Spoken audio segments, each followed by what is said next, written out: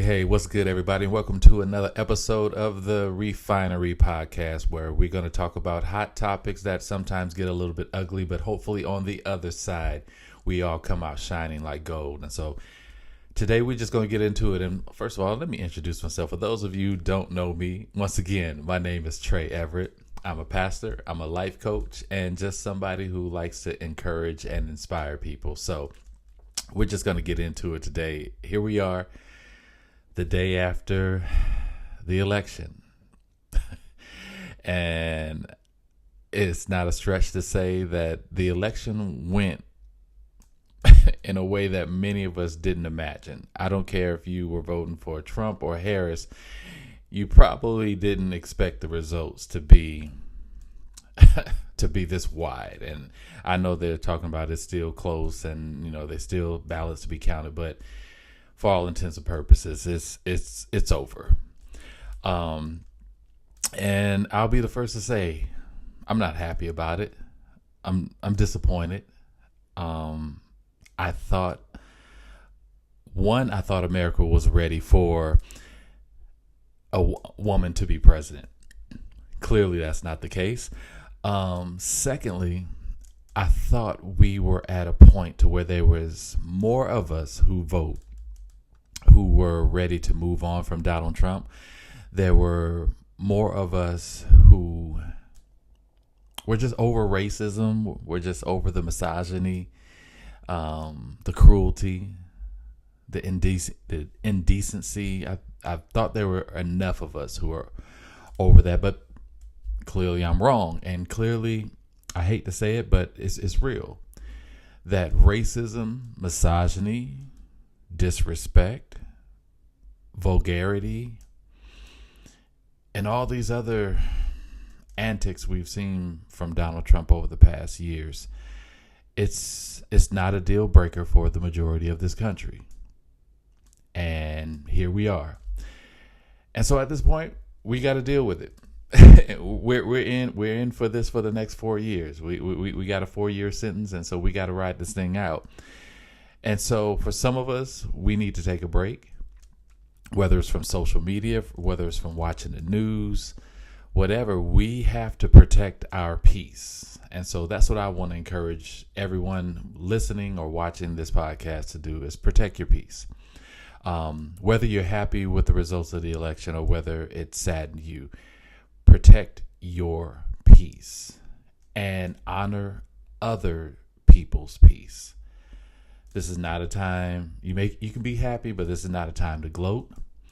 And for those on the other side, this is not a time to lash out in anger.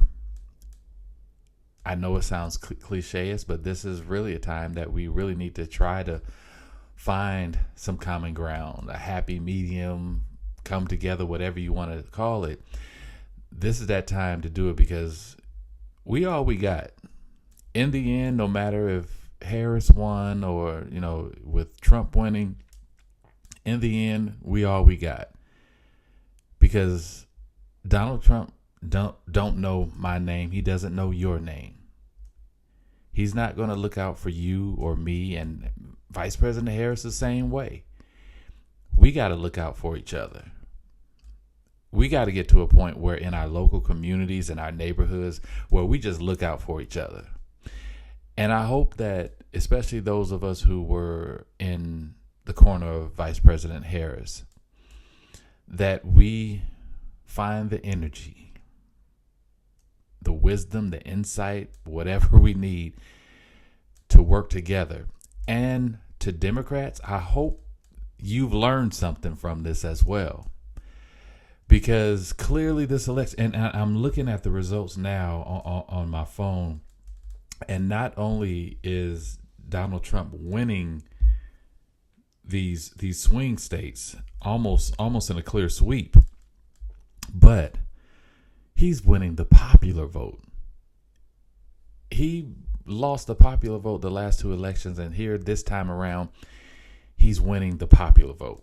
And I think that's for two reasons in particular. One, and trust me, these are just my opinions. And so, I truly believe this way, that truly America isn't ready for a woman to be president. They're not ready for a black woman to be president. And I don't want to, overlook her Asian and Indian background either, but America's not ready for that, clearly. And the reason I say that they're not ready is because you look at states like North Carolina.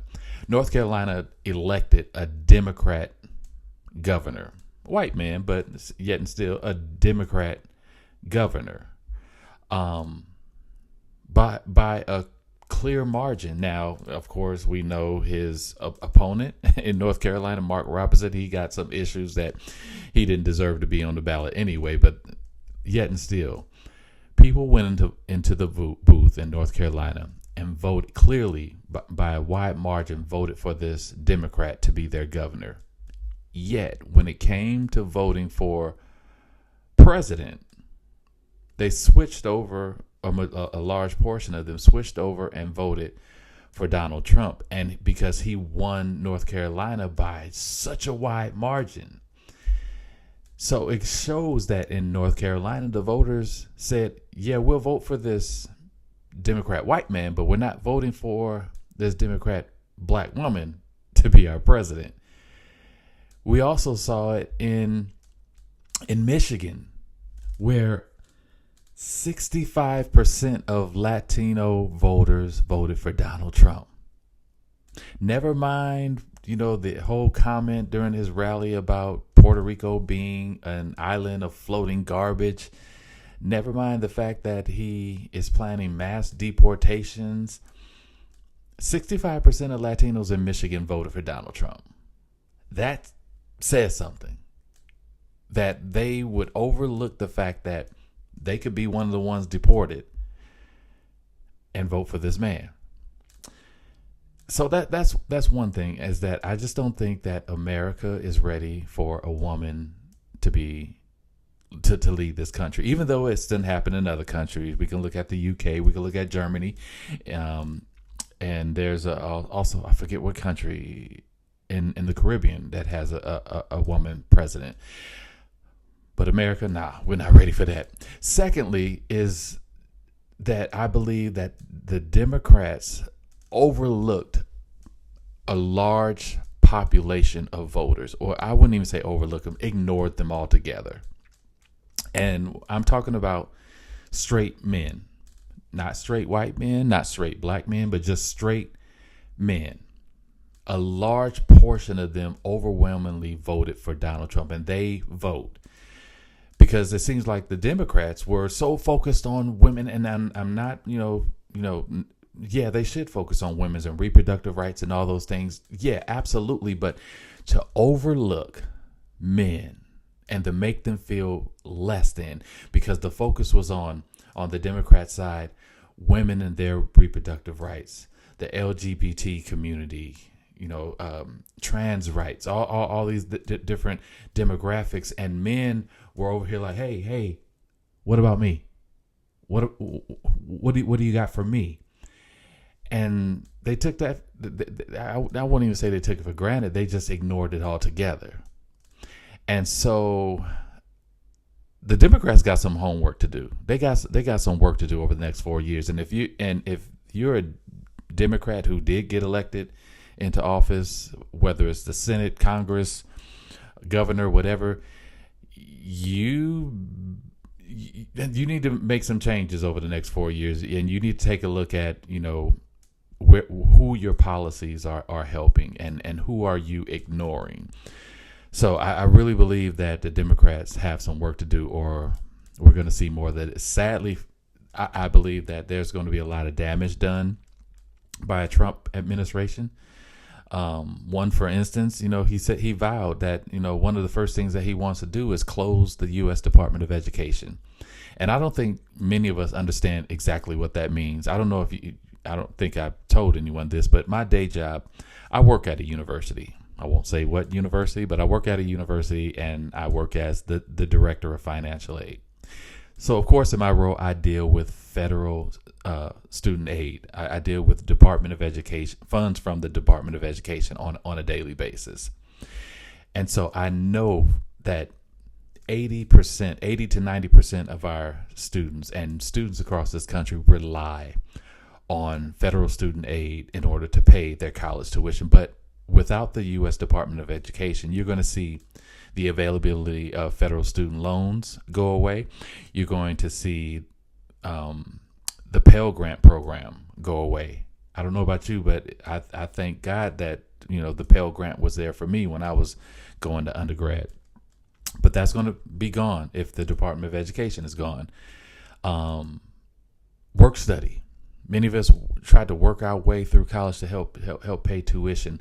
The federal work study program would be no more if the Department of Education is gone. And that's just on a college level. And colleges rely on those federal student aid funds to keep going, pretty much. So you're going to see a lot of universities and colleges close their doors.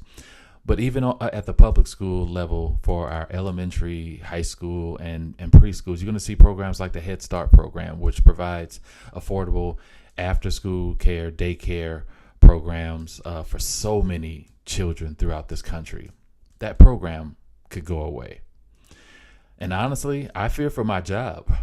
Without me being able to process and manage federal student aid, what use will the university need for me? So we're going to see, if the Department of Education goes away, a lot of students, especially those of color, those from low-income families, won't be able to achieve that dream of going to college, because the only option to pay for loans would be, of course, one, to pay out of pocket, and who has $20,000 to $30,000 to $40,000 a year to pay for college tuition, which keeps going up every year. How many of us can apply for a private student loan and get approved? Because it's so hard for people to get approved for these loans through private lenders, and the interest rates are astronomical, and then the loan repayment plans are ridiculously high as well. So we're going to see that go away.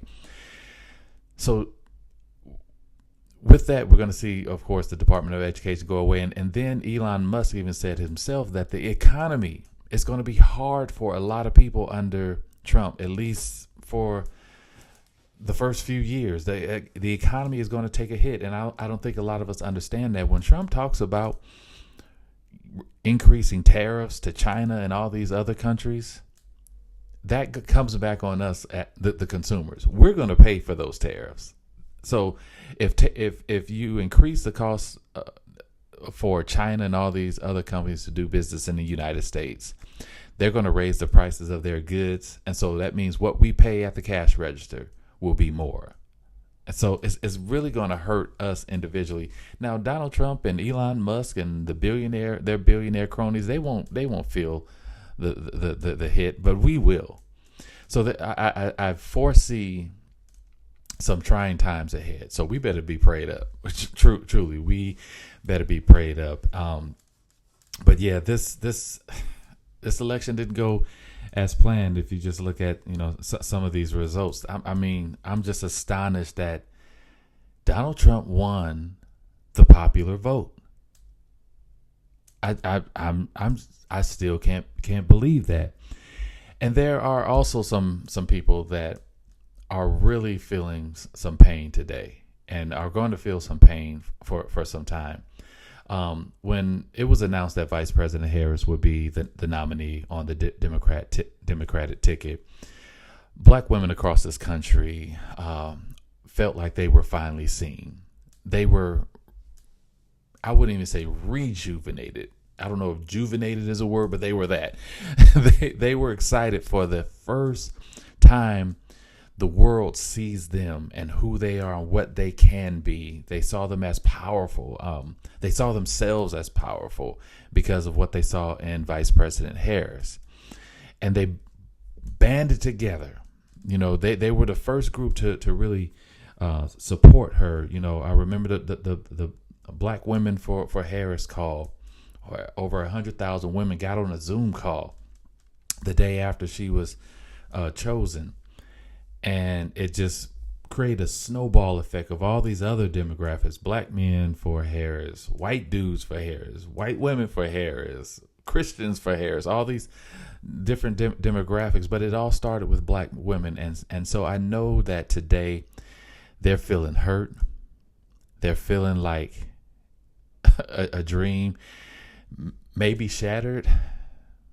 I would hope to say deferred, but I can understand them feeling like the dream has been shattered. And I can understand women in general feeling that way, being so close, yet still so far away.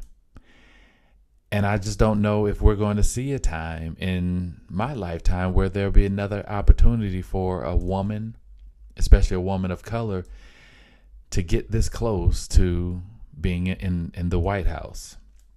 So I really feel bad for black women. I feel really bad for just women in general. And I feel like it's going to take a few generations for us to recover from this. What's going to happen over these next 4 years, if it is true that the game plan is Project 2025, there's going to be nearly irreparable damage done to this country. And we may not see the healing happen in many of our lifetimes.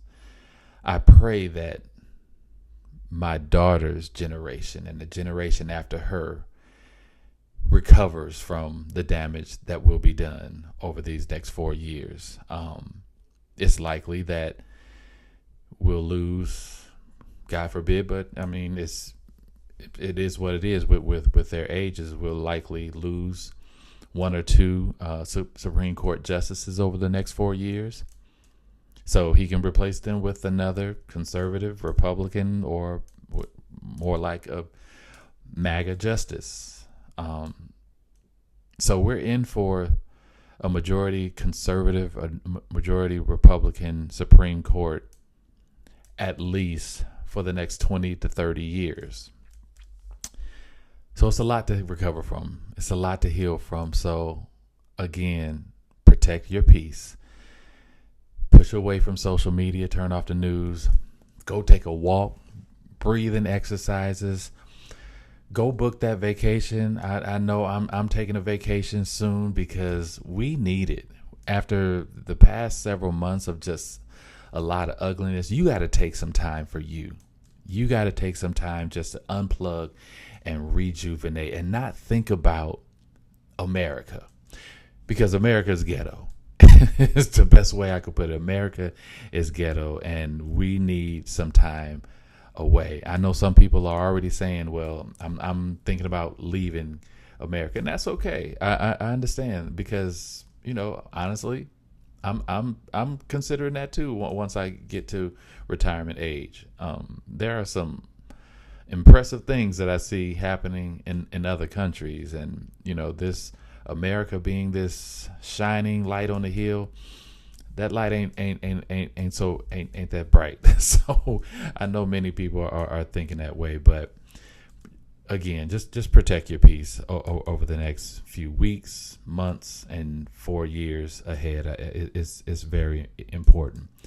So I want to transition from talking about the election. You know, we've been talking about the election for the past 20 minutes or so. So I just want to transition from that for just a moment and move on to another topic. Like I said, those of you who've been listening to episode 1 and episode 2, you know that not only am I a life coach and I host this podcast, but I've also served as a pastor. I pastored a church in Sacramento, California for the past 5 years. And recently we had to make the hard decision to close our doors. Whether it's temporary or permanent, at this point, I don't know. And it was a hard decision, but it was led by, several months of just hardship on many levels. Financial hardship for the church, mental hardship on me. And I had to make the decision to protect, as I was saying earlier, I had to make the decision to protect my peace, as I'm encouraging you all to do.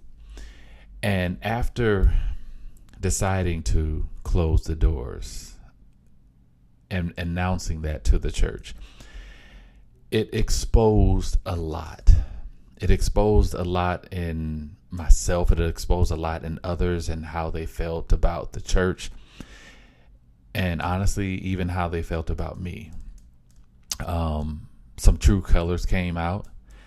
I lost friendships from the closing of the church, and I went through a lot, and I'm still healing from the scars from all that I had to do with. And I left the church with the frame of mind after dealing with all that I had to deal with. And I told myself, I don't ever want to pastor again.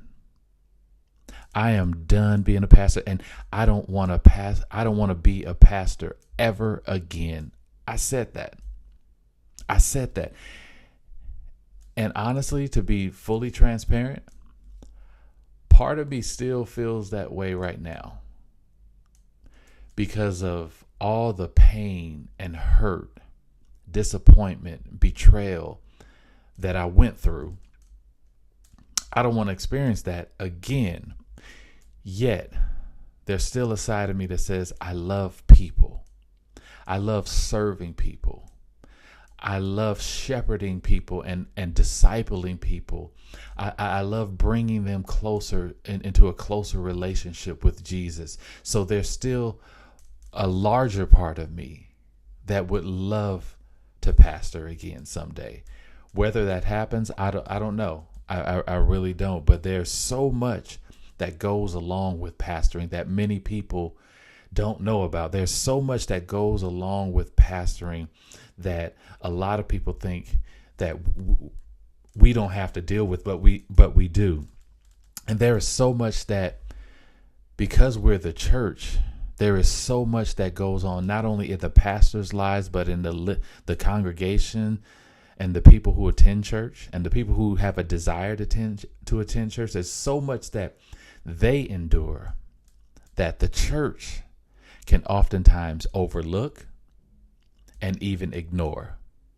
And so I asked some of my Facebook friends. I asked them earlier this evening, as I'm recording this, is actually election night. So I asked them just to kind of change the subject from the election to tell me some issues that they believe that the church is ignoring, but should address. And so I got some great responses from some of my friends, and I want to share some of them with you here. So I got several responses, but most of them that I got, I lost it. Here it is. Okay. So overwhelmingly, people want to hear the church talk about homosexuality and where the church stands on it. They want to hear us talk about gay marriage. They want to hear the church talk about the LGBTQIA community. I was trying to get all the acronyms out, so forgive me if I said it wrong. So anyway, this is what people want to hear from the church and where it stands. And here's my take on this. You're going to have churches, you're going to have pastors, you're going to have leaders, you're going to have people within the church who are adamantly against homosexuality. And I get that. If you read the Bible, if you read scripture, you can understand why people would be just adamantly against homosexuality, gay marriage, and all of that. And you're also going to have pastors and leaders who may be welcoming but won't say it out loud. So I'm going to say the quiet thing out loud. As a church, first of all, we do need to address and talk about homosexuality. It's talked about in the Bible. And even the influencers and the people who have written scripture, I shouldn't say written scripture, who have authorized translations of scriptures were homosexual. Hello, King James. I'm not trying to shock anybody or anything, but Read your history on King James. And of course, we all grew up reading the King James version. But King James was homosexual. Don't believe me. Do your research. Do your research. So homosexuality has been a part of the Christian faith longer than any of us have been alive. It's been here. And so we can ignore it as a church all we want. But it's here. It's a reality. And to be honest, they in our church already. And I know we like to say, that they're our worship leaders, they're in our choir, but they're not just, on our worship teams. They're not just in our choirs. They're not just, playing the organ or the piano, but they are also in our congregations. They're sitting in the pews. They are also on our deacon boards. Hello. They are also even in our pulpits. Yes, I said I was saying the quiet thing out loud. So it's important that we as Christians, as the Christian church, that we address homosexuality in a way that is loving, that is kind, and that is accepting. We don't have to agree with the lifestyle, but we do have to love the person. And honestly, for a lot of us who are, and we saw this during this election cycle, how harsh people are against homosexuality. You saw Trump's ads, just talking about he's not the they them candidate, he is the you candidate, or something like that. And they were just making these outright attacks against homosexuality, against the trans community. When what we really need right now, especially as the Christian church, we just need to mind our business. I said the quiet thing out loud again. We just need to mind our business. When it comes to homosexuality, if they're not hurting me, if they're not affecting me, if they're not hurting you, if they're not affecting you in the way you live and the way you go about living your life, then what business is it of yours of what they do behind closed doors? Plain and simple. Even when it comes to women's reproductive rights, what business is it of yours what a woman does with their body? Now, I know you may be saying, well, I'm just going by what the Bible says, that thou shalt not kill, and we can't allow it to happen. It's not that you are allowing it to happen. It's all about you getting into someone else's business. The Bible says work out your faith. It doesn't say work out somebody else's faith. Because one thing about Jesus and his ministry, he never forced anyone to follow him. He gave them a choice. Even with his first disciples with Peter, he asked Peter to follow him. He didn't say, Peter, you have to follow me. You must follow me. He gave him a choice. And with every one of the disciples, everyone that followed him, there was a choice that was offered. So why cannot we give other people the choice on how to live their life, whether it's for Christ or not? What if someone forced us not to believe in Jesus? What if someone forced us, if this was a majority Muslim country, or if this was a majority atheist country, and they said it was against the law for us to be Christians? We would lose our mind. So why do we force what we believe on others? Mind your business, church. Mind your business. Pay attention to the business that you're supposed to be minding. Some of the other things that people say that the church ignores, some issues that the church ignores, but they need to address. This one is important. Domestic violence. Domestic violence is running rampant within the Christian church. I know within our church there were some members who dealt with domestic violence in their past, and they're still trying to heal from that. And the church, I've seen it many, many times, and so I know I'm not alone in this.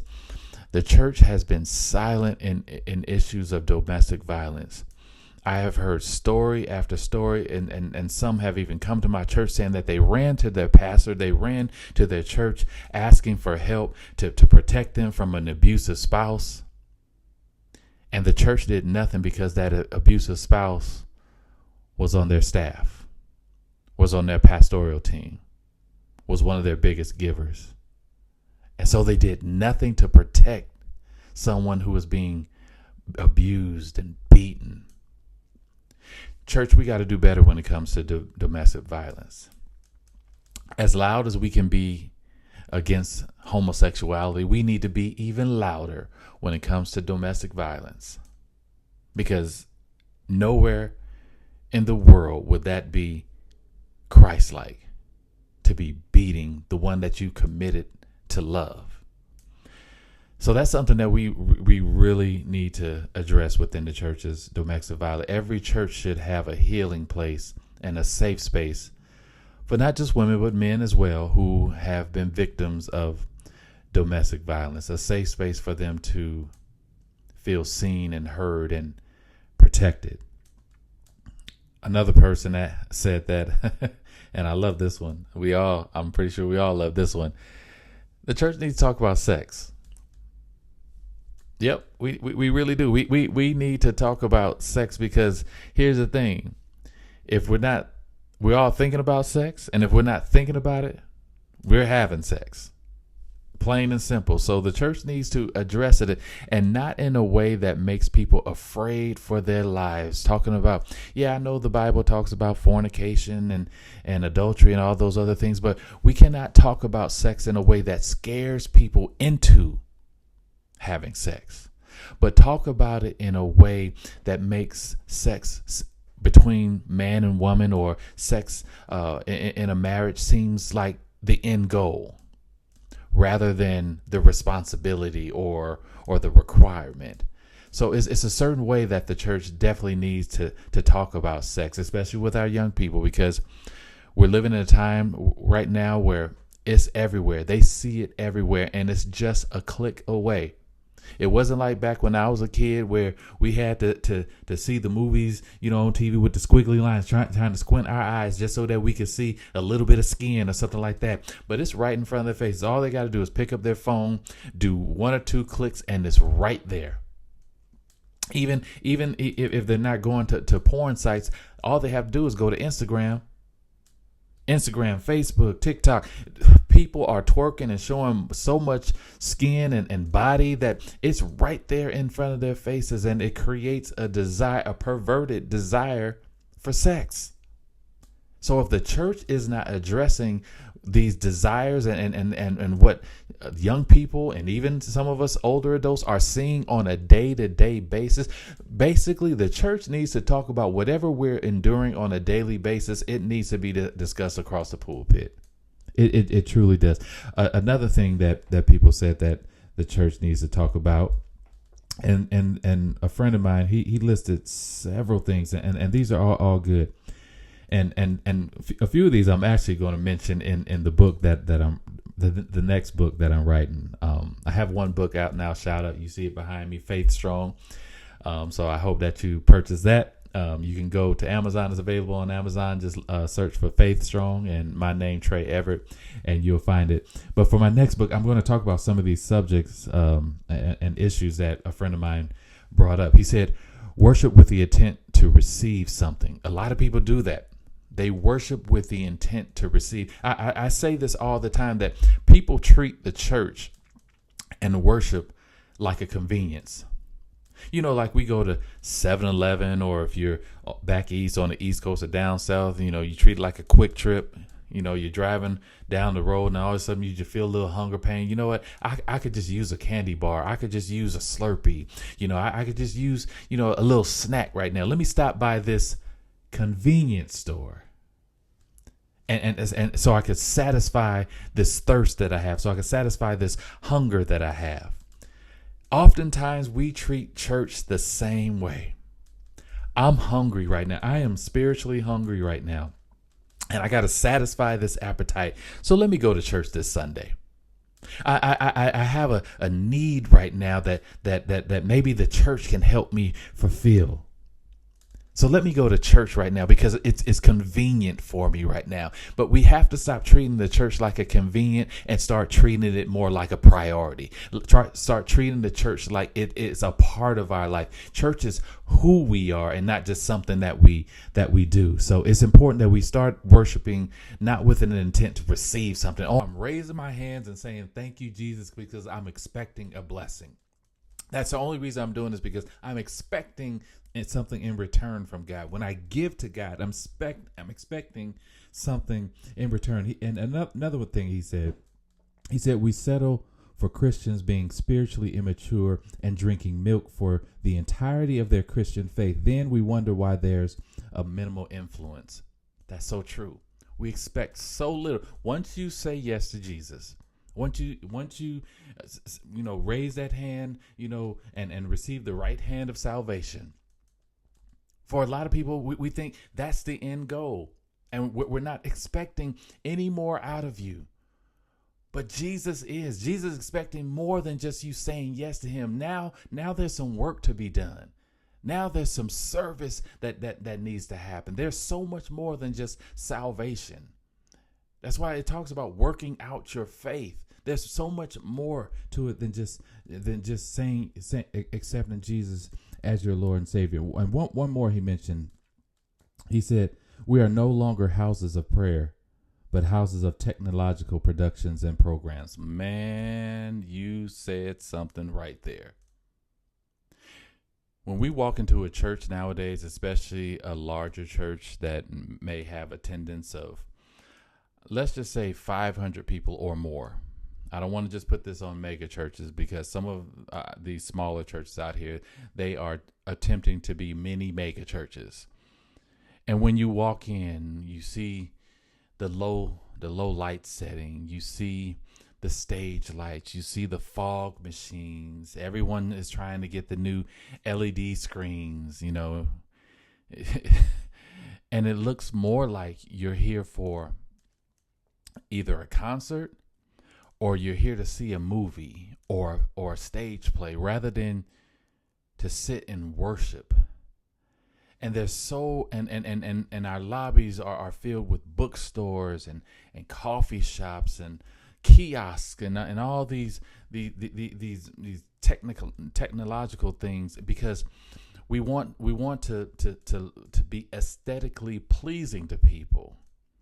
And it feels nothing, and the intimacy is taken out of it, and we're looking for the right song to be played to put us in that mood. We're looking for the right word or the right chord to be played in order to put us in the mood for worship, rather than coming in with the intent to worship God and nothing else. Rather than having church loving the simplicity of just worshiping God among fellow believers. We have to be entertained now. We need the stage lights. We need the video boards. We need all these extra things to be entertained. And if the pastor doesn't make me laugh during his sermon, then I've checked out. But the pastor cannot just give me the word, straight out, unadulterated word, but it needs to have some anecdotes to it. It needs to have a funny story to it. It needs to come from a celebrity pastor in order for me to feel entertained, for me to feel like I got something out of church.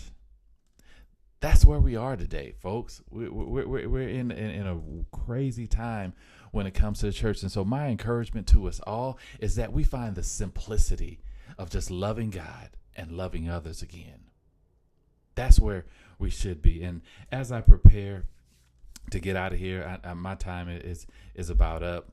I just want to encourage you once again. I always want to leave you with a word of encouragement, because that's what the Refinery is all about. We're going to talk about these hard topics, and it's going to get uncomfortable. Some things you may want to hear, some things you may not want to hear. But on the other side, as we come out of the Refinery, the end goal is for us all to feel like we're valued, and that there's some common ground, and we leave better than when we came in. That's what the Refinery is all about. And so I want to remind you of what it says in the Bible when it says that he will give us peace that surpasses all understanding. we got to really understand what that means. That God is ready and available to give us a sense of peace that surpasses all understanding, meaning that there's a comprehension that God has of peace that we can't even grasp a hold of. And he wants to give us that. Even in times of turmoil, we can feel peace. Even in times of doubt and anxiety and depression, we can feel peace. Even at times when the election didn't turn out in our favor, we can be at peace. That's what I'm looking for. And that's what I want you to have as well. And the only way we find that is by digging in and leaning into a relationship with God, not a relationship with church. Come on. Not a relationship with church. Not in a relationship with a certain type of pastor. And I believe that you should honor your pastor. But if your relationship, if your priority is to have a closer relationship with your pastor than with God, you're in it for the wrong reasons, and you will never find peace. But peace that surpasses all understanding can only be given by the creator of peace. So I want to encourage you today to lean in to God, lean into his word, unplug from this toxic society that we live in so that you can find that peace that surpasses all understanding. I want that for you today. No matter if you're Republican, no matter if you're Democrat, no matter if you're black, white, or whatever, I want you to have a sense of peace that surpasses all understanding so that when trials come your way, because that's one thing that we know is going to happen. Emergencies will come along. Trials will come our way. Depressing moments will happen. But if we know that we can find peace in the midst of chaos, we can get through anything. That's what it means when Paul said he said, I can do all things through Christ who strengthened me. It wasn't talking about he can climb high heights. It wasn't talking about he can write several books. It wasn't talking about he can launch a new business and things like that. He was just saying that even in the midst of turmoil, even in the midst of me being in prison, I have a sense of peace that surpasses all understanding, and I have the ability to overcome the things that I endure. That I can do all things. I can overcome all things because Christ lives in me. So let Christ live in you today. That's your word for the day. And I hope that you're coming out of Refinery today feeling better than when you came in. Congratulations to you if your candidate won. And for those of you who were for Vice President Harris, it's going to be okay. Hold your head up high today. Protect your peace. Don't let anyone steal your joy today. Don't let anyone take your peace. That's all I have for you today here in the Refinery. I hope you enjoyed the time with me today. And don't forget to join us every week right here on the Refinery. We're going to have more content. We got some guests coming up. Y'all, I cannot believe how many people have reached out to me saying that they want to be a guest here on the Refinery. So very soon we're going to have some guests. But I'm going to probably take some downtime next week because I got to do some traveling and I got vacation coming up. But you're going to hear from the Refinery real soon. Make sure that you like, follow, and share. If you're watching this on our YouTube channel, man, come on, help us put the word out. Like, follow, and share. Get the word out. Let's grow our following. Let's grow this audience. Let's help a lot of people come out of the Refinery feeling like they're shining like gold. And if you're watching this, we're now available on Apple Podcasts. We're now available on Spotify or anywhere else where you listen to podcasts. We're available there as well. So make sure that you're telling other people to come into the Refinery. Let's all get better. Let's all get stronger together. That's what it's all about. We're going to build a community here, and it starts right here in the Refinery. God bless you all. Have a wonderful and blessed week. Don't let this election get you down. Let's look forward. Let's look to the hills which cometh our help and strength, and look forward to better days ahead. God bless you. You're now exiting the Refinery.